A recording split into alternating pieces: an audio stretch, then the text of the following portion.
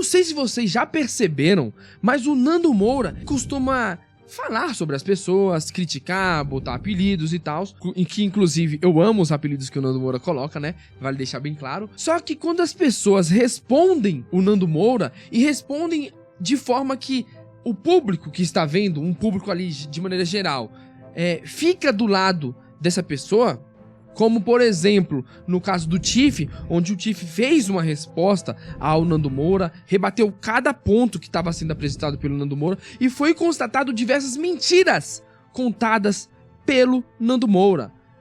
Aliás, o Marcelo Brigadeiro, para vocês terem uma ideia, o Marcelo Brigadeiro, ele é um dos maiores chupadores das bolas, né, aliás, do Nando Moura.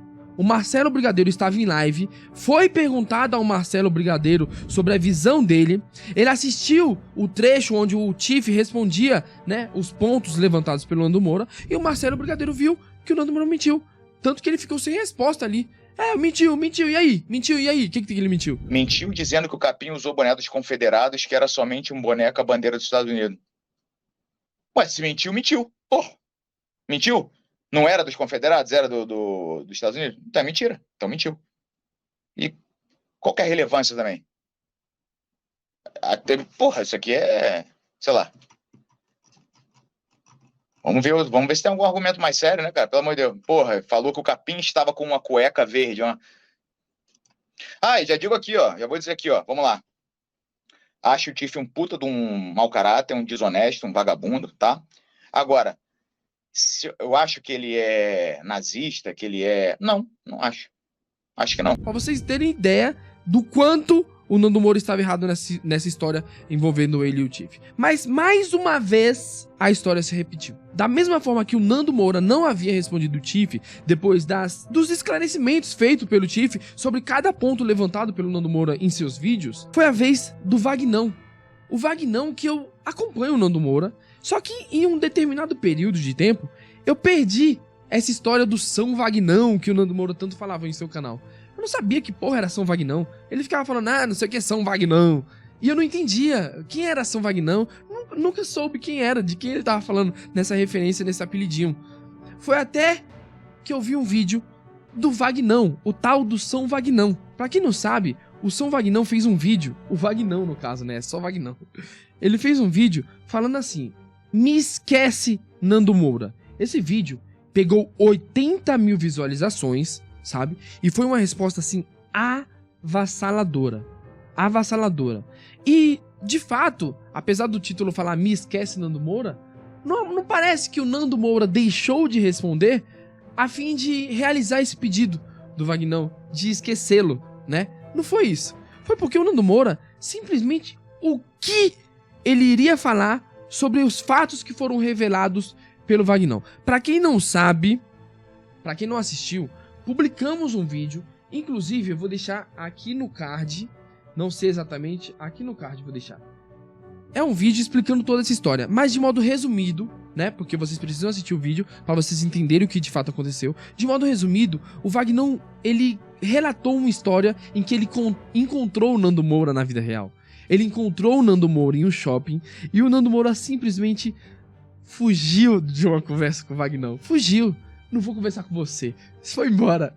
E deixou a mulher atrás lá. Ele se mandou. Ele se mandou da loja lá no shopping e deixou a mulher dele lá com o Vagnão.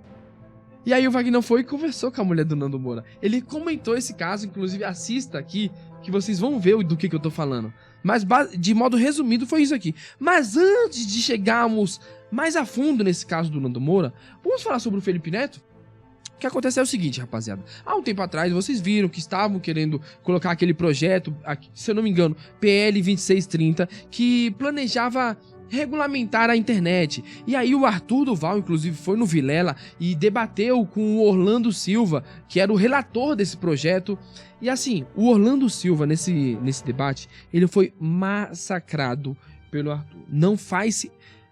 Ele só não foi tão feio se a gente comparar com o debate que foi o Arthur Duval também, contra o cara lá do Meteoro Brasil, o Álvaro Borba, né? Só não foi tão feio quanto esse caso aqui, mas foi muito feio, sabe? Porque o relator do projeto, Orlando Silva, não conseguia rebater os levantamentos apresentados pelo Arthur Duval. Não conseguia. Só que agora apareceu, gente, mais um motivo que muitas pessoas não perceberam ou não levantaram esse embate na internet sobre o motivo pelo qual Felipe Netos da vida estavam a fim de aprovarem um projeto como esse de regulamentar a internet, que pra mim não passa de uma censura. Até porque eles falam que a internet não é...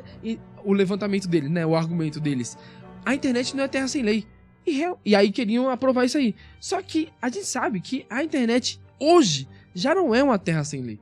Tem leis, as leis funcionam na internet. Tanto que você vê aí Nando Moura processando Felipe Neto processando Nando Moura, Cauê Moura sendo processado, o Arthur Duval mesmo processando um monte de gente por falar coisas na internet. Pô, o Mamãe Falei, gente, ele processou assim diversos influenciadores por coisas faladas em vídeos, em tweets. Então assim, a gente sabe que a lei também funciona na internet. Então esse argumento não cola sobre quando a gente chega no fato de comentar alguma regulamentação para a internet. Mas eu quero que vocês analisem comigo um vídeo que o Felipe Neto fez, né? Ele participou de algum evento aí que eu não sei exatamente qual evento foi, e ele falou sobre como que a esquerda deve fazer para competir com a direita na internet, nesse mundo de algoritmo, nesse mundo onde, a maior polêmica vai ser a coisa que vai ser mais visualizada, enfim, que vai gerar mais números. Vamos ver esse vídeo do Felipe Neto aqui, ó.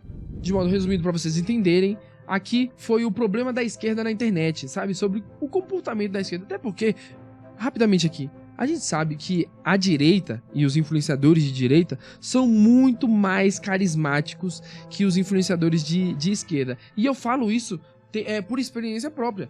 Porque eu acompanho canais de esquerda e acompanho canais de direita. Até porque eu gosto muito de ver o que um lado fala e ver o que o outro lado rebate, ou usa para rebater os argumentos apresentados. Então assim, eu acompanho o Henri Bugalho, por exemplo, que é um insuportável. Ele é muito chato, gente.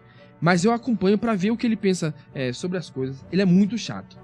Outro que eu acompanho de esquerda também, eu comecei a ver os vídeos do Jones Manuel, que foi o que debateu com o Kim Kataguiri no Vilela. Só que assim, também é algo muito chato, massivo, sabe? Cansativo. Outro que também eu acompanho, que é o Humberto Matos. Lembrei aqui, desculpa pelo corte, mas eu lembrei. Humberto Matos, eu acompanho ele. Ele até que tem um pouco mais de carisma do que esses daqui que eu falei, mas também é meio que maçante, sabe? É como se fosse uma aula de história, gente, no sentido de... Muita gente não gosta de aula de história. Eu particularmente não gostava na época que eu estudava. Passei a gostar mais, gosto de saber sobre as guerras, sobre as revoluções e tal. Mas antigamente eu lembro que eu não gostava. E até que... aliás, detalhe. O melhor professor que eu tive foi de história.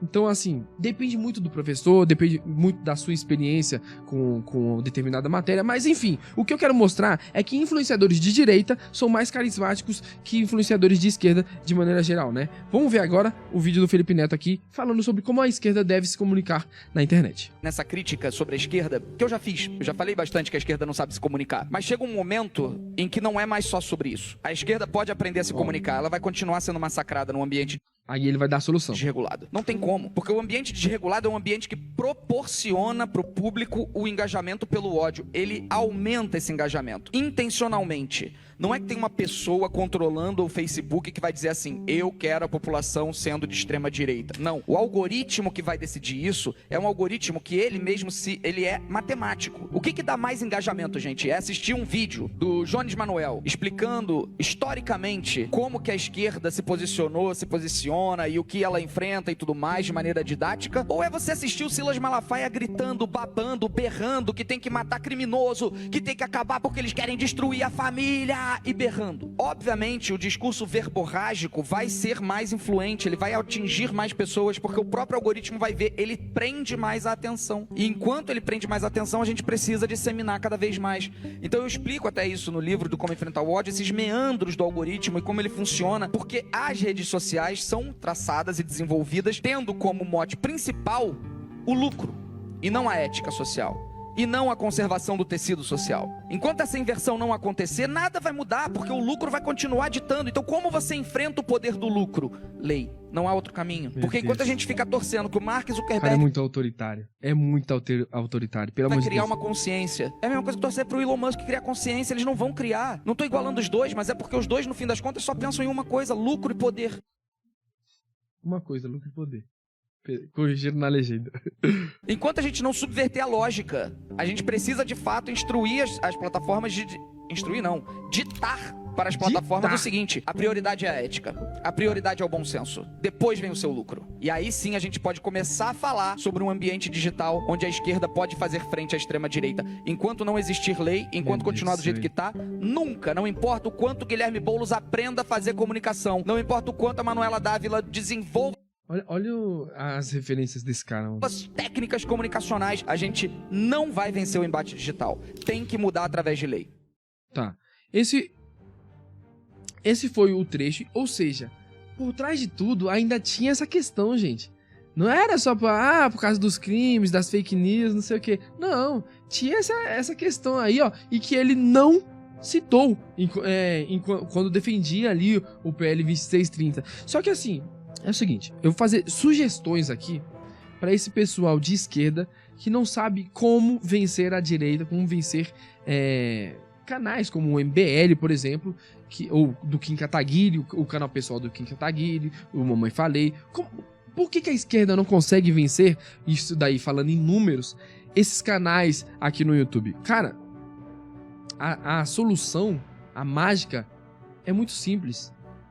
Rebater acusações feitas pela direita. Se eu tô navegando pelo YouTube e eu vou e vejo um vídeo do Mamãe Falei respondendo alguma questão esquerdista por aí, e aí eu assisto esse vídeo, e depois o meu algoritmo do YouTube recomenda um cara de esquerda rebatendo o que foi dito pelo Arthur, eu irei assistir. Resposta ao Mamãe Falei. Eu irei assistir conteúdos como esse, que rebatem as afirmações, as opiniões de canais de direita. Eu iria assistir. E eu acho que traria resultado, como traz resultado atualmente. O problema é que quando pessoas de esquerda, como por exemplo o Humberto Matos, vai rebater um vídeo do Nando Moura, do Mamãe Falei, os vídeos são de 50 minutos, de 1 hora. E assim, o vídeo do Nando Moura já é considerado longo. E tem ali seus 15, seus 20 minutos. Às vezes passa de 30, enfim, mas em média ali falando de 15, 20 minutos, né? É isso que é um tempo considerável, saudável para uma pessoa assistir. E eu falando saudável no sentido de não prejudicar o algoritmo da pessoa. Porque um vídeo de 1 hora, quantas pessoas que realmente acessam esse vídeo vão ficar ali 1 hora assistindo? 20%? 30%? Agora um vídeo de 15, 20 minutos tende a ter uma retenção maior. Então mais pessoas vão ficar assistindo aquele vídeo e, consequentemente, o algoritmo do YouTube vai divulgar esse vídeo para mais pessoas, entendeu? Então assim, a esquerda, ela tem que entender que o jogo é rebater adversários. Então se o Arthur Duval propõe um debate contra o Jones Manuel, é muito interessante para o Jones Manuel aceitar um debate contra o Arthur. Por quê? Porque é o que o Felipe Neto falou. A internet não gosta de ódio, de discussão, de embate. Cara, nada melhor do que um influenciador de esquerda acabar com um influenciador de direita na base dos argumentos e, consequentemente, conseguir um público, conseguir levantar a sua audiência. Ficou muito claro que no caso do Álvaro Borba, se você vai com uma soberba muito alta, você vai acabar dançando e vai acabar perdendo, né, sua credibilidade no meio digital. Mas, se você vai como um Jones Manuel foi contra o Kim Kataguiri, que ele estudou ali os temas que seriam rebatidos, você percebe que é vantajoso para você. Pro Jones Manuel foi vantajoso.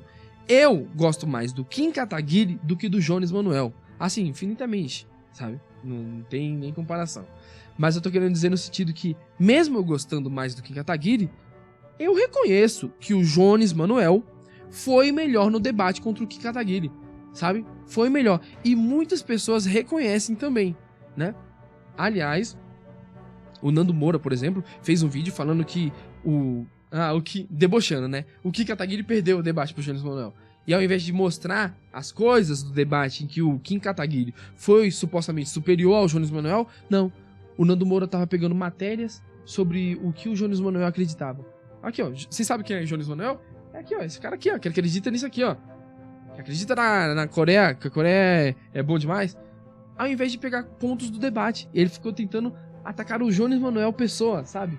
Com outras ideias que não eram do debate. E assim, ficou feio esse vídeo do Nando Moura. Se vocês quiserem assistir, foi esse daqui, ó. Kim Kataguiri humilhado no debate. Onde ele foi deboche o tempo inteiro. Ficou feio, ficou feio. Agora, continuando falando sobre o Nando Moura. Nando, fica aqui meu pedido. Cadê sua resposta ao Vagnão? Você realmente vai esquecer ele? Você acha que você deve um pedido de desculpas a ele? Como é que vai ficar, né? Estamos esperando sua resposta. No mais, gente, deixe sua opinião aqui embaixo nos comentários. O que você acha sobre tudo isso? Sobre o Felipe Neto querer ditar regras na internet? Meu Deus do céu. Sobre o Nando Moura sumir. Pô, Nando, responde o Vagnão. E aí, você vai esquecer ele realmente, de fato? Ou vai continuar falando sobre o Vagnão? Assim, gente, eu tô a favor da treta aqui, tá? Nesse caso. É isso. Tamo junto.